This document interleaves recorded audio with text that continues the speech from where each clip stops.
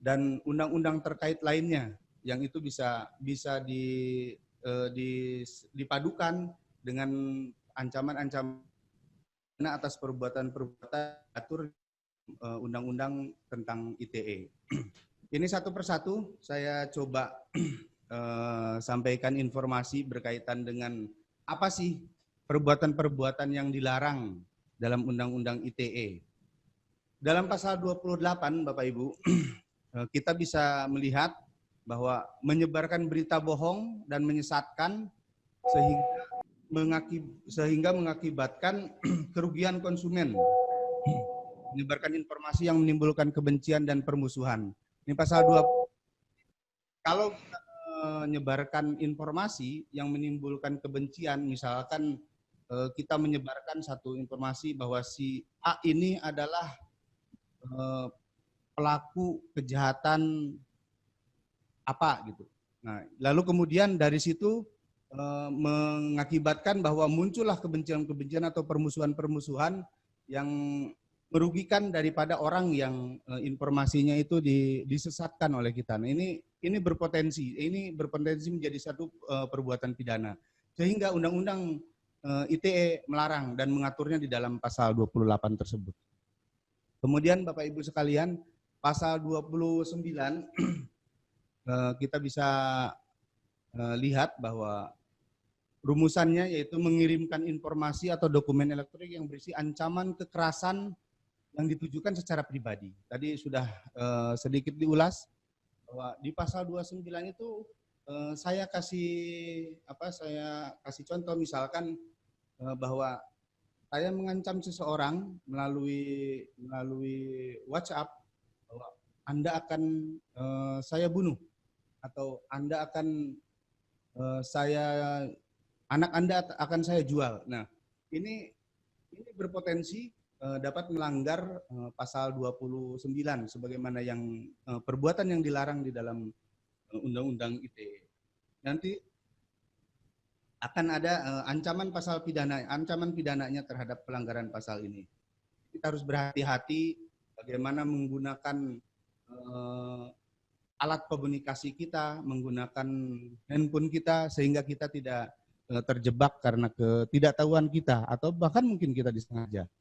Kemudian pasal 30 Bapak Ibu, mengakses komputer atau sistem elektronik orang lain dengan cara apapun, dengan tujuan untuk informasi dokumen elektronik, yaitu melanggar, menerobos, melampaui, menjebol sistem keamanan, gunakan untuk menjerat para pelaku kejahatan yang melakukan kegiatan-kegiatan illegal akses.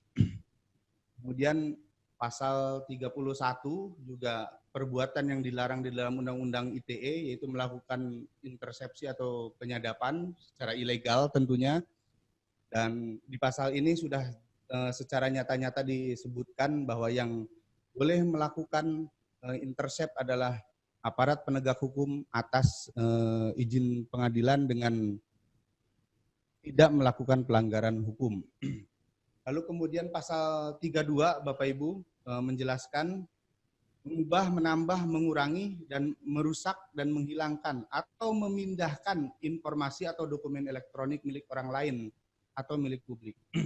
Dalam kondisi pandemi seperti sekarang, kami di Bareskrim Polri banyak menerima pengaduan, banyak menerima keluhan dengan banyaknya pinjaman-pinjaman online.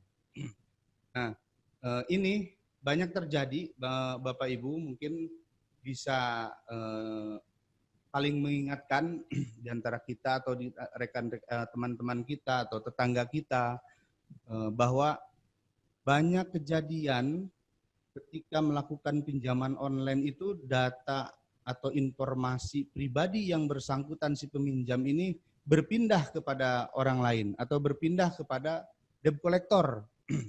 Lalu kemudian debt collector melakukan penagihan-penagihan dengan cara-cara yang tidak wajar.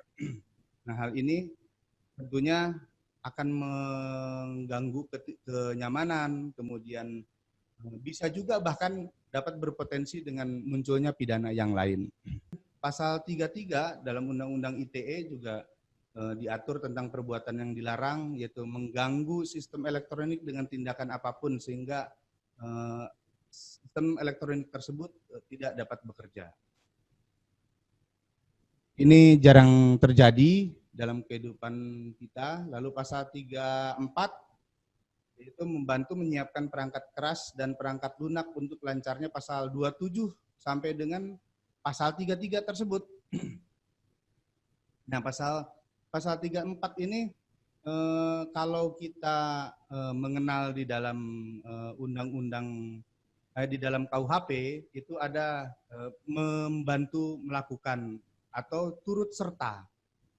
Dalam pasal 34 pelaku membantu menyiapkan baik itu perangkat kerasnya atau perangkat lunaknya, sehingga pasal 27 sampai dengan pasal 33 itu bisa berjalan dengan mulus. Kemudian pasal 35-nya mengatur mengenai manipulasi, menambah, mengurangi, berubah, merusak, menciptakan informasi elektronik seolah data itu adalah data otentik. Kalau kita padukan dengan KUHP, ini sama dengan pasal 266 KUHP atau isinya seolah-olah itu asli, padahal itu palsu. Dan pasal 27 ini Bapak Ibu banyak yang kita temukan di dalam kehidupan sehari-hari, yaitu mendistribusikan, mentransmisikan, dapat diaksesnya informasi atau dokumen elektronik. Pertama, yang melanggar kesusilaan. Kemudian yang kedua, yang berisi muatan perjudian. Kemudian yang ketiga, penghinaan atau pencemaran nama baik dan atau pengancaman.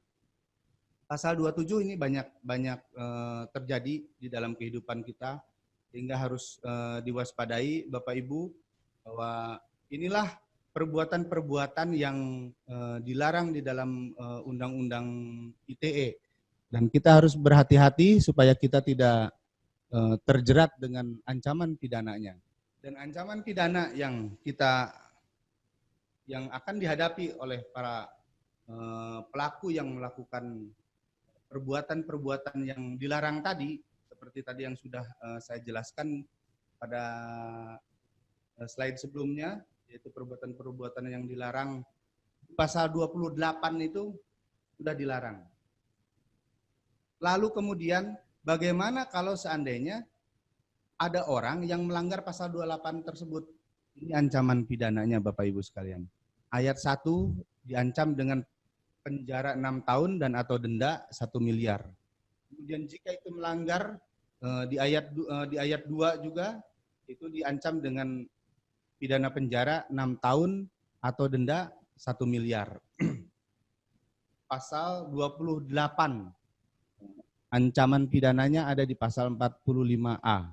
Bagaimana dengan orang yang mengirimkan informasi atau dokumen elektronik yang berisi ancaman kekerasan seperti yang tadi saya sampaikan, bahwa saya mengirim pesan kepada seseorang atau kepada teman saya bahwa Anda akan saya bunuh atau mungkin anak Anda atau akan saya jual. Berhati-hatilah bahwa di pasal 45B itu secara nyata disebutkan bahwa pelanggaran terhadap rumusan delik pasal 29 Undang-Undang ITE ini diancam dengan pidana penjara 4 tahun dan atau denda 750 juta. Bagaimana ancaman pidana terhadap pelanggaran atas rumusan delik pada pasal 30? Itu ada dalam pasal 46. Ayat 1 menyatakan ancamannya bahwa diancam dengan pidana penjara 6 tahun dan atau denda 600 juta. Kemudian ayat 2-nya dengan pidana penjara 7 tahun dan atau denda 700 juta. Ayat 3-nya dengan ancaman pidana penjara 8 tahun dan atau denda 800 juta. Lalu kemudian pasal 31 yang melakukan intercept ilegal atau penyadapan ilegal, ini ancaman pidananya sangat tinggi. Itu diatur di dalam pasal 47. Penjara 10 tahun dan atau denda 800 juta. Apa ancaman pidana terhadap pelanggaran atas rumusan delik pasal 32 ini diatur di dalam pasal 40